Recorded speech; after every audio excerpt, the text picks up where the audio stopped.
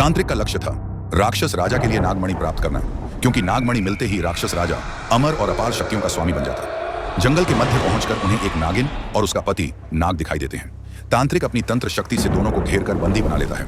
डरी सहमी आंसू भरी आंखों से नागिन चिल्लाती है, हम तुम्हें नागमणि नहीं देंगे। नागिन की अवहेलना से क्रोधित तांत्रिक निर्दयता से नाग का वध कर देता है। नागिन दर्द और आक्रोश से चीख उठती है। क्रोध में उसने तांत्रिक के कई साथियों का संहार कर दिया, किंतु तांत्रिक उससे कहीं अधिक शक्तिशाली था। उसने अपनी प्रचंड तंत्र विद्या से नागिन को भी गंभीर रूप से घायल कर दिया। लहूलुहान, कमजोर और भयभीत नागिन जान बचाने के लिए जंगल से बाहर भागती है। भागते भागते वो शहर की ओर पहुंच जाती है और अंततः एक स्कूल के स्टोर रूम में छिपकर किसी तरह अपनी सांसें संभालती है। आर्यन नाम का एक दुबला पतला शांत स्वभाव का लड़का प्रतिदिन स्कूल आता है।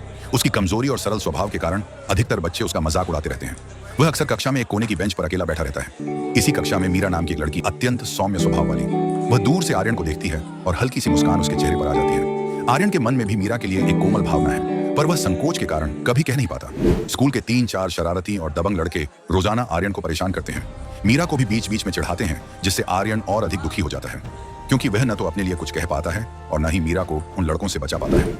लंच ब्रेक के दौरान शरारती लड़के आर्यन को पकड़ लेते हैं। वे जबरदस्ती आर्यन को स्कूल के स्टोर रूम में ले जाकर अंदर धकेल देते हैं और बाहर से दरवाजा बंद कर देते हैं। अंधेरे कमरे में आर्यन सिसक रहा होता है। डर के मारे उसका शरीर कांप रहा होता है। उसी समय कमरे के एक कोने से हिलने डुलने की हल्की सी आवाज आती है। आर्यन घबराकर उधर देखता है।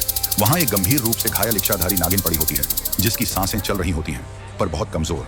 नागिन कमजोर टूटती हुई आवाज में कहती है, पानी पानी, मुझे थोड़ा पानी दे दो, मेरे दम घुट रहे हैं। तू बहुत पवित्र हृदय का है। मेरे जाने से पहले मैं तुझे एक वरदान देती हूँ। उसके हाथों में नागमणि एक रहस्यमयी चमक के साथ उजागर होती है। नागिन वह नागमणि आर्यन के हाथों में रख देती है। जैसे ही आर्यन नागमणि को छूता है, एक तेज प्रकाश विस्फोट पूरे कमरे में फैल जाता है।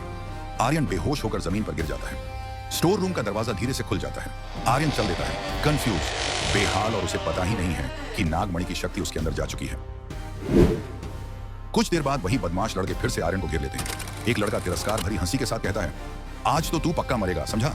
जैसे ही वे आर्यन को जोर से धक्का देते हैं, अचानक उसके शरीर से तेज नीली विद्युत चिंगारी फूट पड़ती है। चिंगारी का ऐसा प्रहार होता है कि वे लड़के 5-6 फीट दूर जाकर जमीन पर गिर पड़ते हैं। पूरा माहौल एक पल के लिए स्तब्ध हो जाता है। मीरा अविश्वास से भरी आंखों से आर्यन को देखती रह जाती है। स्कूल के सभी विद्यार्थी और शिक्षक डर के कारण धीरे धीरे आर्यन से दूर रहने लगते हैं। स्वयं आर्यन भी भयभीत है। उसे समझ ही नहीं आता कि अचानक उसके भीतर यह शक्ति कैसे जाग उठी। उसे यह झांती नहीं कि वह इच्छाधारी नाग की शक्ति का धारण करता बन चुका है। उधर तांत्रिक, नागमणि, किसी मनुष्य के पास वह लड़का, उसे हर हाल में ढूंढ कर लाना होगा।